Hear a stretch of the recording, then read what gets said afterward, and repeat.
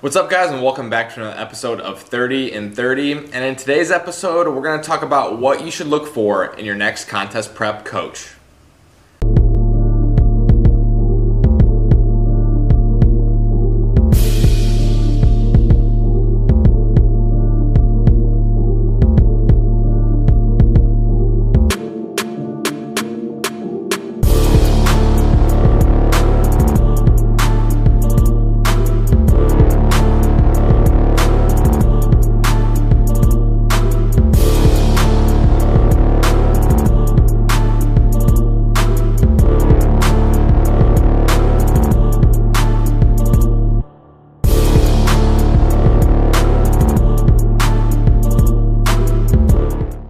Now, I know a lot of people compete in one show and the next day they're all of a sudden prep coaches, and you see this more often than not. So there are a lot of people out there who would consider themselves contest prep coaches. And while they do have some experience, I will give them that, there are certain things that you should look for in a prep coach when you're looking to hire someone. So I'm going to cover some things in this video and helping you guys decide how to pick your next prep coach. So like I said to begin with, should your prep coach compete?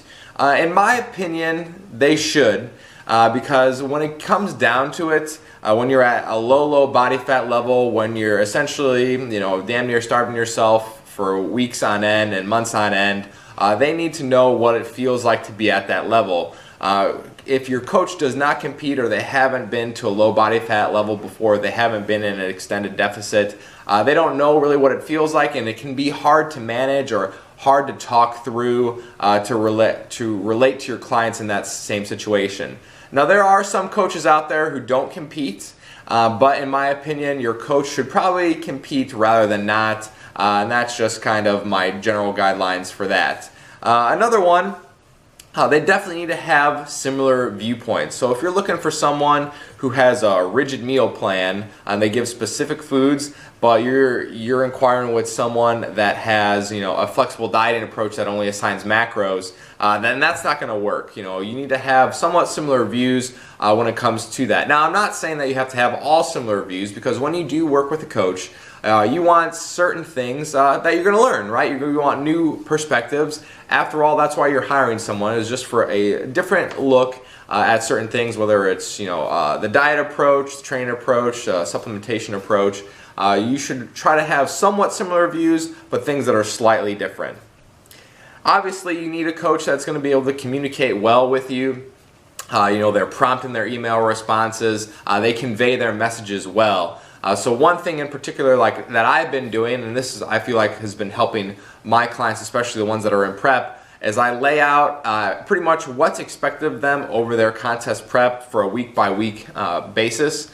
And that really helps me convey a message with we need to stay on track and everything like that. So find a coach who can relay their messages and kind of convey the message that they want, especially for preps. It's really important to stay on track during a contest prep, and conveying the message from the beginning is very helpful.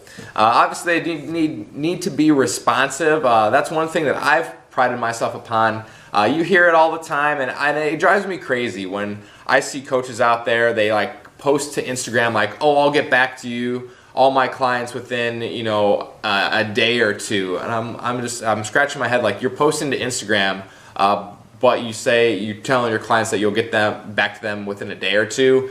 Really, as a coach, you need to be as prompt as possible. I'm not saying that you need to live on your computer, but hiring a coach or finding a coach that is prompt in their responses, within a few hours, a maximum of maybe 8 hours to 10 hours, obviously if it's overnight, is probably what you want to find. So have someone, that can answer a quick question for you that is prompt in their responses.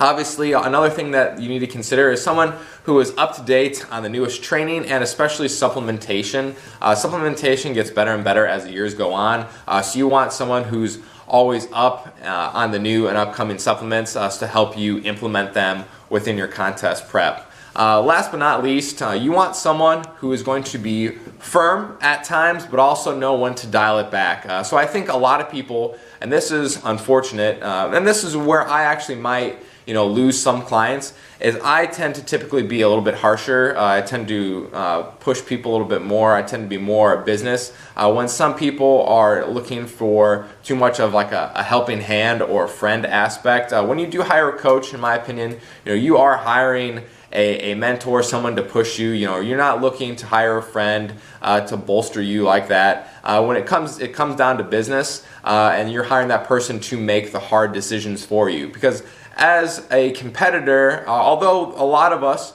might be able to navigate through a contest prep semi-successfully, the coach is there to help make those hard decisions, to cut those numbers down, to tell you to push harder, to tell you to grind through those phases, and to help you through that. Yes, we're not looking to hold your hand, to coddle you. We're there to push you to a new limit. So that you should find a coach that is able to push you to somewhere that you haven't gotten before. So those are some things to consider, when hiring a coach. Yes, you should look at things like, their past competitors to see if they actually look good, because I feel like a lot of people don't actually do that. Maybe they look at, maybe they know a coach's name and they're like, oh, well, I'm just going to go with them because their name's good. Well, you should really look at the competitors.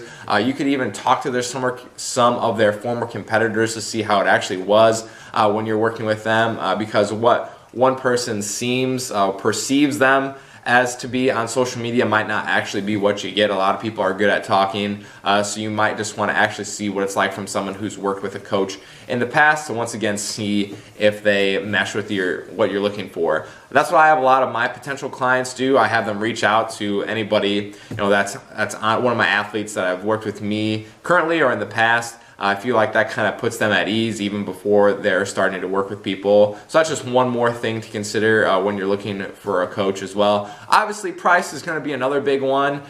Some people have astronomically high prices. Some people have low prices. So you do have to shop around when looking for a coach. And just remember that the high price doesn't necessarily always dictate quality. You have to do your due diligence and see what you're actually getting, you have to take all these things into consideration. So no one factor that I've mentioned is a make or break. It's just a combination of all these factors when looking to hire your next contest prep coach. So guys, that's it for today's episode of 30 and 30. Tune in tomorrow for another episode. I'll see you then.